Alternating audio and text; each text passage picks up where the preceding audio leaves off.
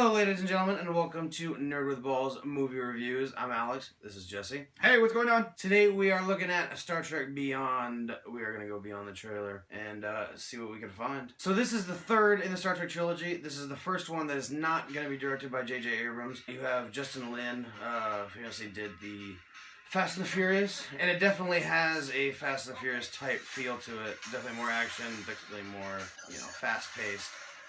They have the rest of the team, so you still get to get good graphics and stuff like that. And you probably will not have as many lens flares, I can guarantee that. Then it's pointless. So they got the sabotage plan, call back to the original Star Trek, or not the original, I'm sorry, the first movie in this trilogy, where he's playing it when he's driving the car. In this one, they will be out of the ship a lot more. The ship goes down and they're stranded on this planet. New uniforms. So I think a lot of it's going to take place on planet. So Abrams is producing it.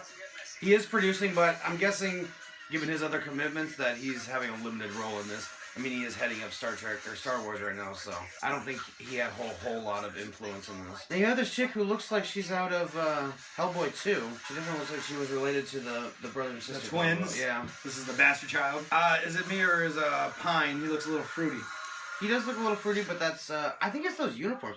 They have those like Wolverine type uniforms. I think borrowed from the X-Men. I don't know where they got these. Short trailer, but you kind of get the gist of it. You know, like I said, they're out of the ship. The ship goes down. They've got to survive on this planet with these new aliens. They're farther out than they've ever been before, so they run into some new aliens. We're not going to get any Klingons. We're not going to get any Vulcans in this one. You'll have new aliens. You'll have stuff that we haven't seen yet. They're probably on their 5-year mission by now, so... Do you think he's still fucking green girls? Probably.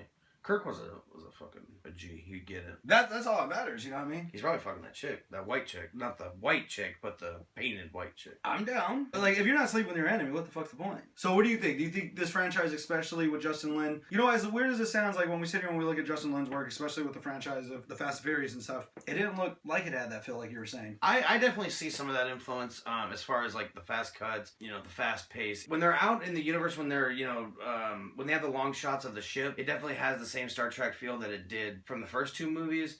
But when they're on planet and they're moving around, I definitely feel the Fast and Furious vibe. I get it, because I was thinking about, like, part 2 or whatever, when they're that fucking 10 planet or whatever, Naboo or whatever, and, like, they're running with the quickness, and they are really big, long shots. And J.J. Abrams takes a lot of that, you know, the big cinematic boom, compared to Justin. Yeah, okay, I can see that. But I always think it's more like combat. You're close combat, so it's right there. Right. It's engaged, move. It's not like, hey, I got a shotgun from all the way over here and I'm going to hit you. No, right. No, we're right here. So, I don't know. I dig it. I definitely think it's going to be different. One, because you have a new director. But also, if you look at the last two, they took place mainly in space on ships. You know, in the first one, you have them going to Vulcan and back. In the second one, they're going to get Khan and then come back to Earth. So, both of them, large parts of it take place in space. Whereas in this one, it looks like it's mostly going to take place on a planet. One that's far out.